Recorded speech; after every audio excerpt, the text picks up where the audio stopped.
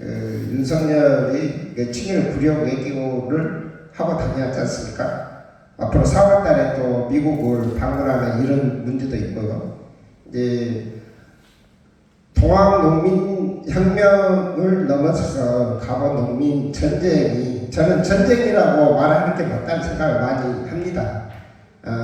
뭐 나주에서 전투에서 동학군이 호남에서 많이 학살당하고 죽어 나간 건 사실이지만, 사실 그때 당시에 일본군이 나주에까지 또 장까지 가서 동학군을 철저하게 학살했던 이유 중에 하나는 대륙 침략에 대한 기본 전략 계획을 다 가지고 조선의 안전적인 이 대륙 침략의 전진기지를 삼기 위해서, 근데 농민군이 동학을 통해서 일어난 농민군의 세력이 너무 강했다고 봤기 때문에 철저하게 농민군을 또 일본에 저항할 세력을 완전히 박살을 내야 된다라는 이 취지 속에서 무참하게 다 학살을 시켰다, 이런 생각을 많이 합니다. 그래서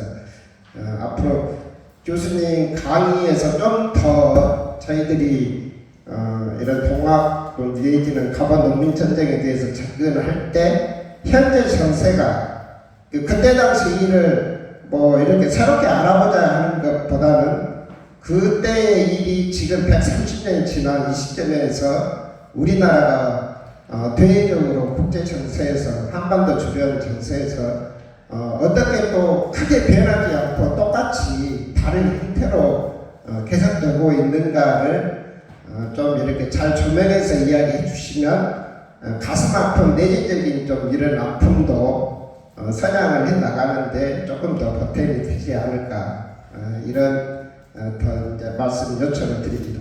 네, 저희 마지막 질의를 해주신 데 대해서 감사하게 생각합니다. 전체적인 말씀에는 저도 100% 동의합니다.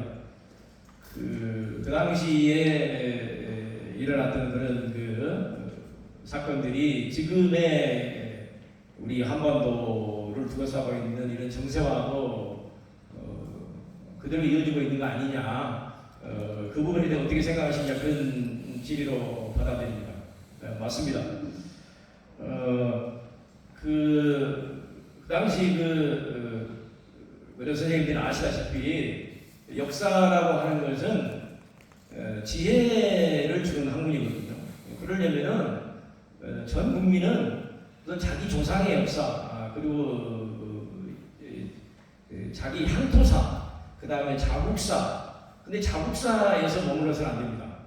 항상 우리 역사도 세계사의 움직임 속에서 우리 대한민국의 역사가 전개되기 때문에 그 부분을 저는 절대로 놓쳐서는 안 된다고 봅니다. 그렇기 때문에 무슨 얘기냐면은 역사라고 하는 것은 항상 종과 행을 관통해야 되고, 숲을 봐야 되고 나무를 봐야 됩니다.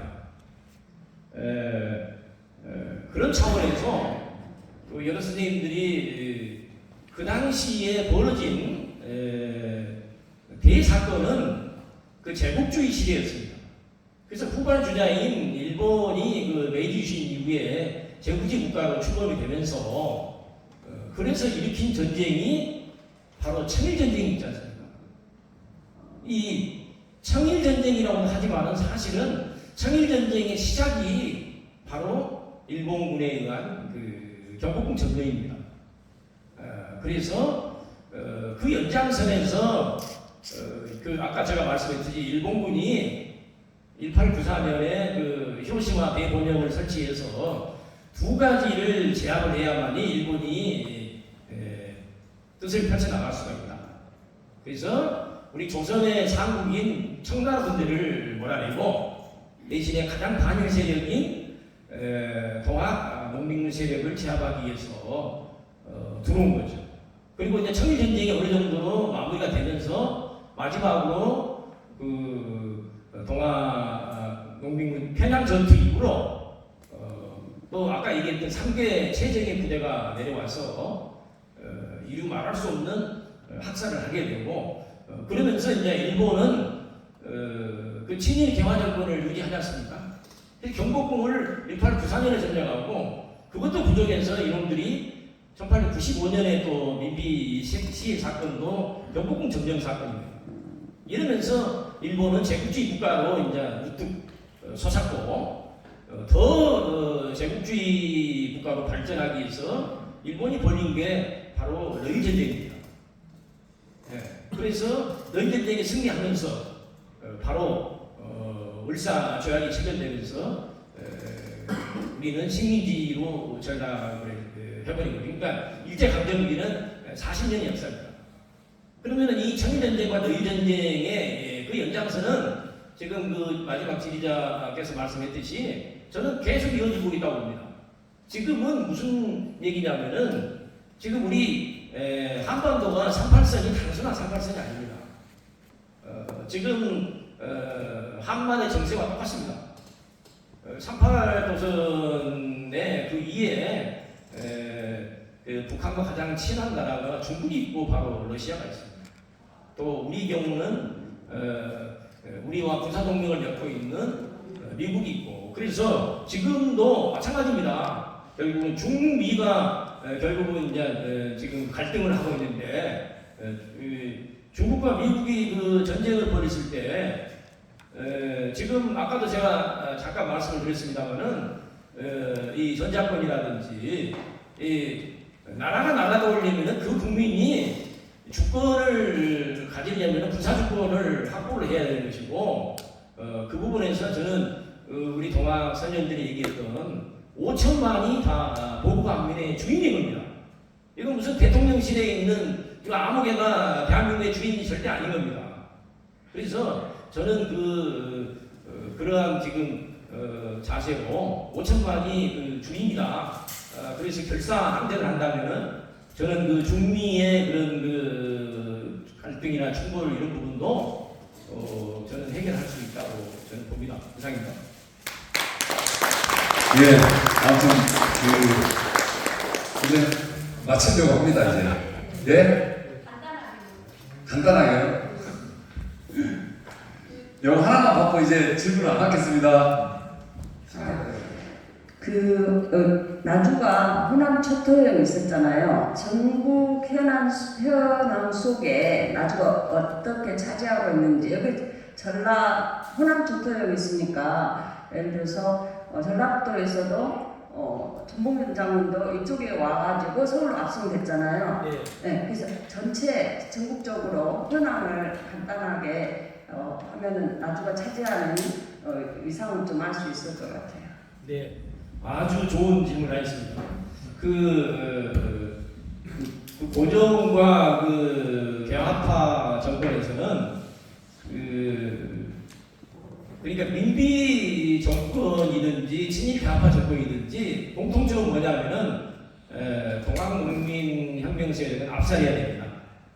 그럼 어느 지역이 동학농민 세력이 제일 세느냐? 2차 봉기는 이제 전국에서 일어났습니다만은 가장 그 동학농민혁명 세력이 세고 또 나름대로 그 지방의 그 수령들이 잘 그 진압을 하고 있는 데가 두 군데가 있었습니다.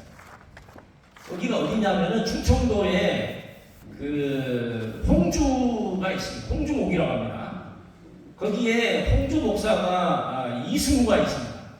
그래서 이승우가 그 충청도의 동학농민혁명 세력을 진압을 잘해서 호서 초토사로 발령을 했습니다.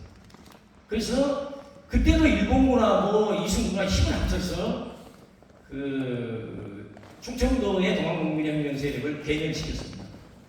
그리고 당연히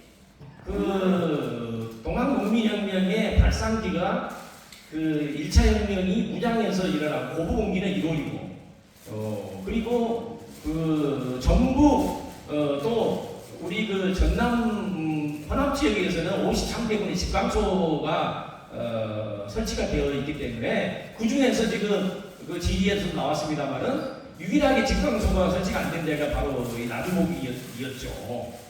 그래서 정부 입장에서는 민족열과 수성군이 제1도 방어를 잘해주기 때문에 힘을 실어주는 겁니다. 그러니까 두 가지를 보셔야 돼요. 그 일본군이 그 호비 보병 19대대가 12월 10일부터 15일부터 내려가고 용산에 출발해서 내려가고 있지 않습니까? 그래서 그 산도로 삼중대로 쪼갰어요. 중로, 서로, 동로로 쪼개가지고 220명씩. 그래서 동학농민혁명 세력이 일본 측 입장에서는 어떻게 생각했냐면은 태백산맥을 넘어서 러시아 지역으로 가게 되면은 큰일도가 왔어요. 일본은 아주 군사국가이기 때문에 그래서 동학농민혁명 세력들이 함경도 지역으로 넘어가는 것을 막기 위해서 동로에도 220명을 보내고 중로, 서로로 보내서 어디로 토끼몰이 작전을 하냐면은 군사작전이 나와요. 서남에도 몰도돼 있어요. 근데 나주에 그 민족열이가 지금 나주에서 지금 잘 버티고 있잖아요. 그래서 정부에서는 그 10월 28일 날 호남 초토사로 발령을 내면서 초토형을 설치를 해라. 그러면서 미나미 고시로가 내려가고 그러면서 그 미나미 고시로가 그 서남의 그 사령관 지방관들의 수령들에게도 전부 공문을 보내지만은 제가 시간이 없어서 말씀 안 드렸습니다만은 이 민족열이가 또 그 전부 그 지역에 남아 있는 그러니까 11월 하반 이후에 동학농민군이 패전했잖아요. 그래서 이제 숨어 있는 그 동학농민군 잔당들을 전부 잡아서 죽일 사람은 죽이고 나주로 데려오도록 했어요. 그래서 호남 초토령이 일본군 정토국 본부랑 마지막으로 나주에서 끝을 마무리를 한 곳이 바로 이 나주입니다. 그렇기 때문에 이 나주의 역사는 나주에서 예를 들면 동학농민혁명에 대해서 지금부터라도 저는 시기가 왔기 때문에 우리 대한민국 전체 역사에서 나주가 차지하고 있는 이상을 생각해 본다면은 조속히 이런 그 활동들이 이어져야 되고요. 저는 그런 부분에서 역사학자로서 제가 도와드릴 수 있는 모든 부분에서 제가 그 지원을 하도록 하겠습니다. 네. 감사합니다. 그리고 저도 이제 이번 강연을 준비하면서 느낀 건데 그렇다고 나주가 아무것도 안 한 건 아니고 나주 농민의 주도로 한 2년 전에는 동학농민혁명에 대해서 그래도 어떤 활동들을 해왔었고 한 2년 동안 요즘에 좀 뜸했었지 그렇게 해왔었다고 합니다. 저도 처음 들었어요. 그리고 아무튼 뭐 오늘 강연은 저희들이 모르는 새로운 역사를 알게 됐지만 저 나름대로는 개인적으로 또 숙제를 또 안고 마친 강연 같았습니다. 그래서 다음번에도 오늘 많은 단체들 대표들도 오셨고 했지만 좀 소개 못드린 점 다시 한번 양해 말씀드리고요. 다음에 또 이런 기회가 마련된다면 여러분들 많은 참석 좀 부탁드리겠습니다. 그리고 오늘 강연해주신 마지막으로 강연해주신 민족문제연구소 연구위원 박영규 교수님께 큰 박수 부탁드리면서 마치도록 하겠습니다.